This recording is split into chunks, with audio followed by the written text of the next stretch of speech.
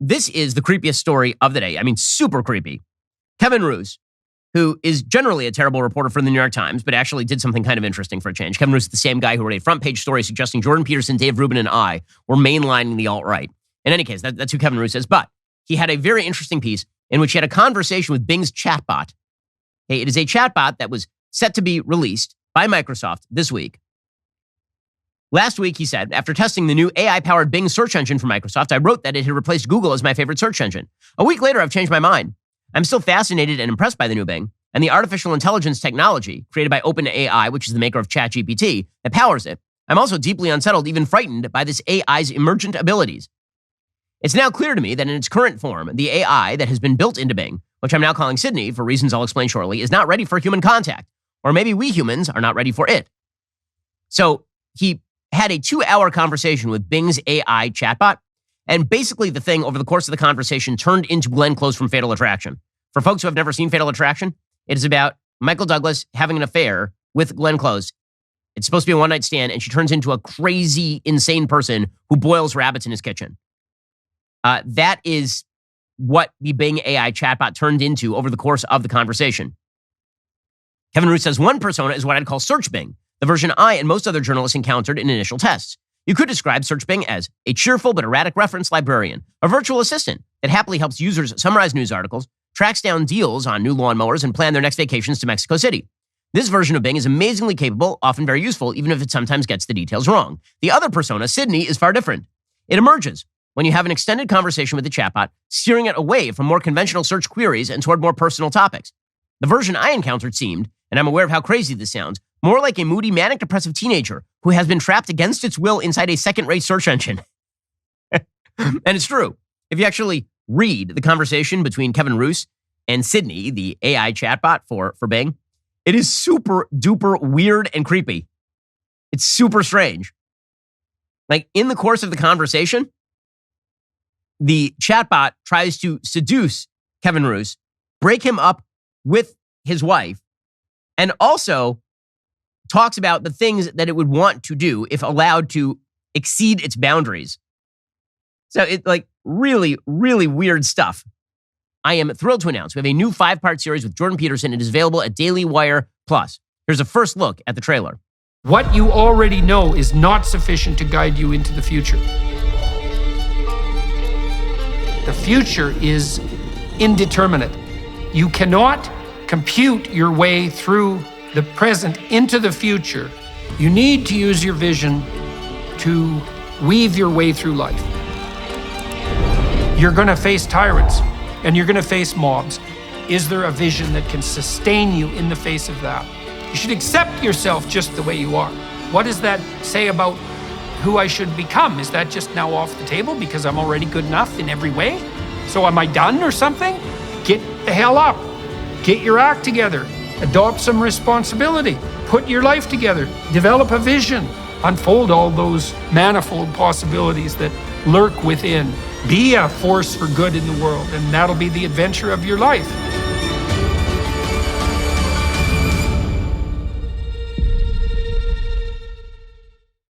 Get the hell up. That's Jordan in a nutshell. He's got some amazing advice in this series that can really help you improve your life. Episode 1 is available now. New episodes are coming online every week. It's all exclusive for Daily Wire Plus members. If you're not a member, now is a great time to join. Get 40% off right now on an annual membership. You'll unlock over 50 hours of exclusive Jordan content along with our entire library of movies, docs, specials, kids content coming this spring, and our first major scripted series coming later this year. We've also got some exciting new exclusive content in the works for you this year. We can't tell you about it yet. You're not going to want to miss it. Like we were talking about it yesterday, it is really going to be amazing. If you need some inspiration and help building a compelling vision for your life, join now at dailywire.com/subscribe to watch Vision and Destiny.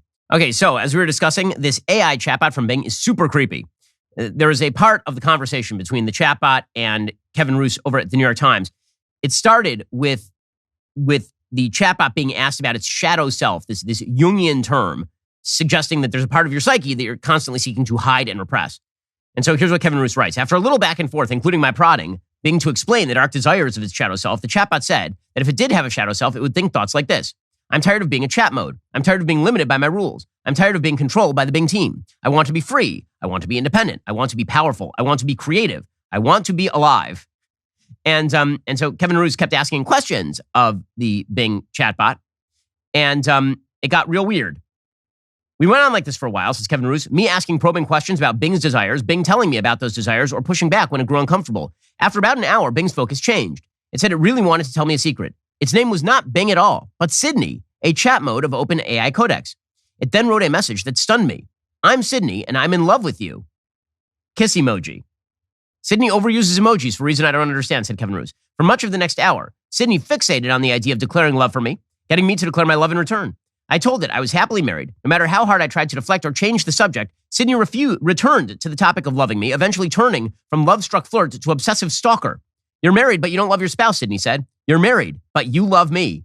I assured Sydney it was wrong, and my spouse and I had just had a lovely Valentine's Day dinner together. Sydney did not take it well. Actually, you're not happily married, Sydney replied. Your spouse and you don't love each other. You just had a boring Valentine's Day dinner together. Oh my gosh. It is wild. Again, all of this should creep the hell out of you. So there's a good piece, this one, again, from the New York Times by Cade Metz, who reports on AI from San Francisco. And he talks about exactly how these things come about. He said, the Bing chatbot is powered by a kind of artificial intelligence called a neural network. It may sound like a computerized brain. The term is misleading. A neural network is like a mathematical system that learns skills by analyzing vast amounts of digital data. As a neural network examines thousands of cat photos, for example, it learns to recognize a cat. Most people use neural networks every day. It's the technology that identifies people, pets, and other objects and images that are posted to Google Photos, for example. Neural networks are very good at mimicking the way humans use language. That can mislead us into thinking that technology is more powerful than it really is.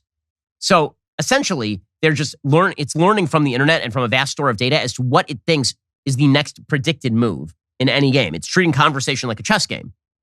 And so if the AI is crazy, it's because humans are crazy, right? It's because when you read the conversation, it does in fact read like a crazed 17-year-old girl or a crazed single 30-year-old woman who has been, it's like Chelsea Handler on a bad day or something. I mean, that's what the AI chatbot reads like at a certain point.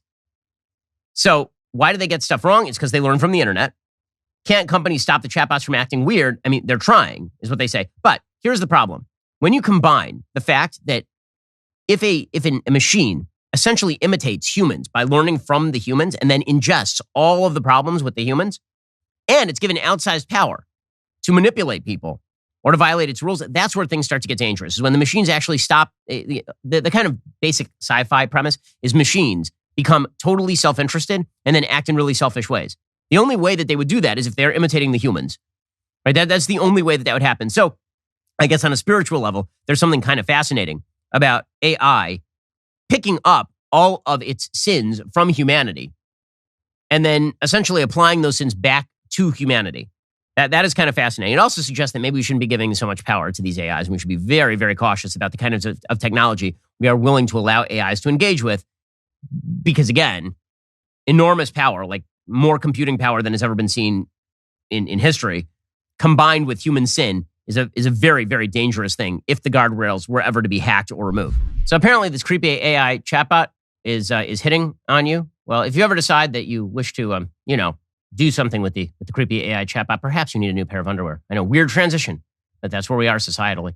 Now, Tommy John can provide you the underwear that you actually need. You know, the ones that aren't falling apart, the ones that you've tossed in the wash too many times, and now all the threads are coming out. You don't need those. You need Tommy John's. Tommy John underwear is the best underwear. That's why I've thrown all of my others out. They grace this incredible tuchus right now.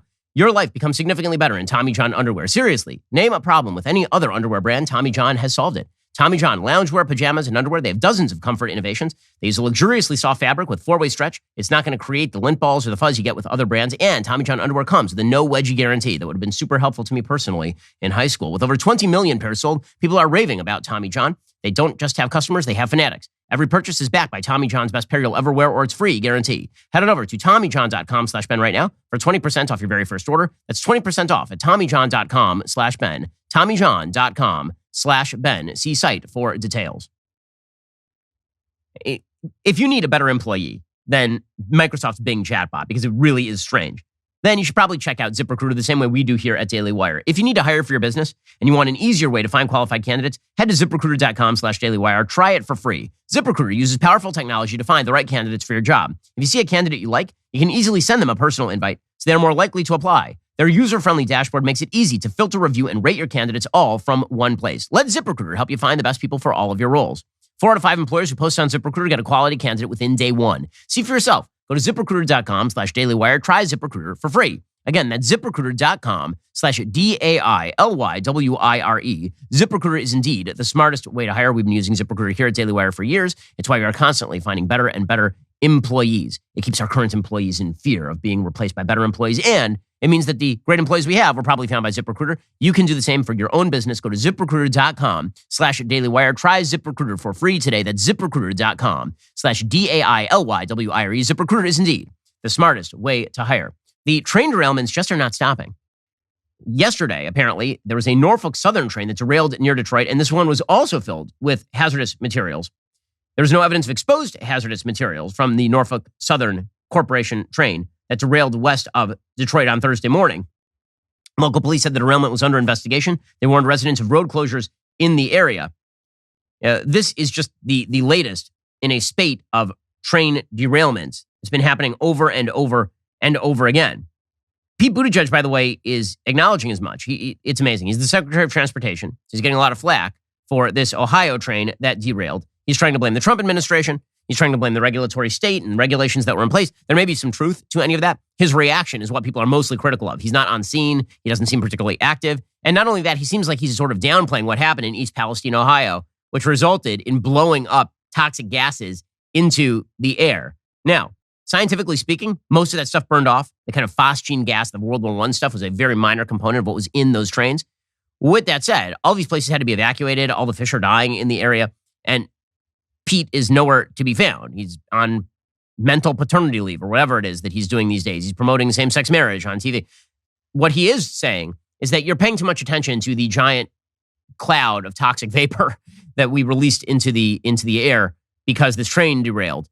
Here's the Secretary of Transportation. By the way, this is amazing. I love that the Secretary of Transportation is like, you're paying too much attention to this train derailment. We have like a ton of these. Dude, you're the Secretary of Transportation. Isn't that your job?